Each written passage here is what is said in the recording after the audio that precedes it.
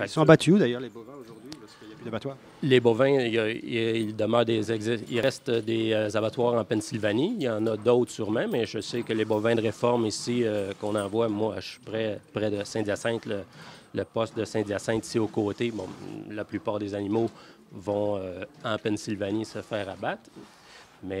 Donc le bœuf qui revient, on est sûr que c'est votre bœuf qu'on mange quand il revient? Ah non, non, non. Ça a toujours été. Rendu là-bas, on perd la traçabilité. La Fédération, l'UPA, nous a installé un beau système de traçabilité il y a plusieurs années. Ça a débuté en 2000, 2001. Installer une puce pour savoir la traçabilité de l'étable à l'assiette.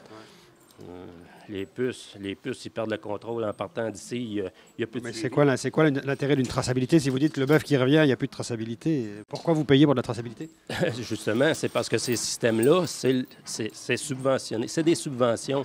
C'est des subventions qui ont été mises pour la traçabilité. Comme là, on est rendu au volet Proaction. C'est devenu Proaction. J'ai découvert la semaine passée, lorsqu'ils nous ont mis un beau livret, c'est une subvention par Cultivons l'avenir 2. C'est une subvention dont l'UPA s'approprie. Cultivons l'avenir 2, c'est une subvention fédérale, ça? Oui, c'est ça.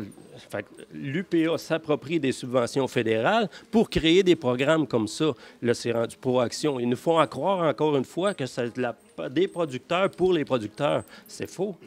Oui, mais en soi, une subvention qui sert à un programme de traçabilité, en soi, c'est noble, si la traçabilité existe. Il y a peut-être quelque chose de bon là-dedans, mais c'est pour la traçabilité. Un coup que les bovins de réforme sont rendus à abattre, ça revient en boîte ou c'est mêlé dans d'autres viandes. Ce que je veux dire, c'est que le consommateur québécois qui va chez IGA demain matin ou chez Métro ou sur la tablette, qui achète du bœuf, même s'il pense acheter du bœuf québécois, il achète du bœuf nord-américain.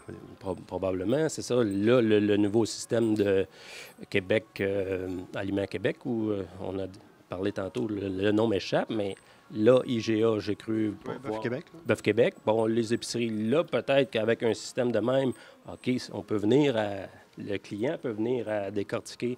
Bon, il achète vraiment québécois, mais le bovin de réforme, le client qui mange sans C'est la grande majorité, quand même, du bœuf.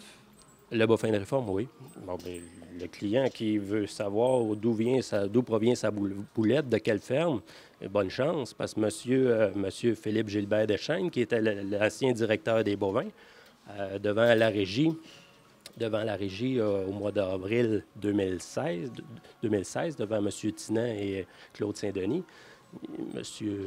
Gilbert Deschênes a bien dit que France Dionne lui a posé la question, est-ce que la traçabilité, les puces, non, monsieur, c'était trop à s'occuper. Il a lui-même répondu à ça, que ça tombe.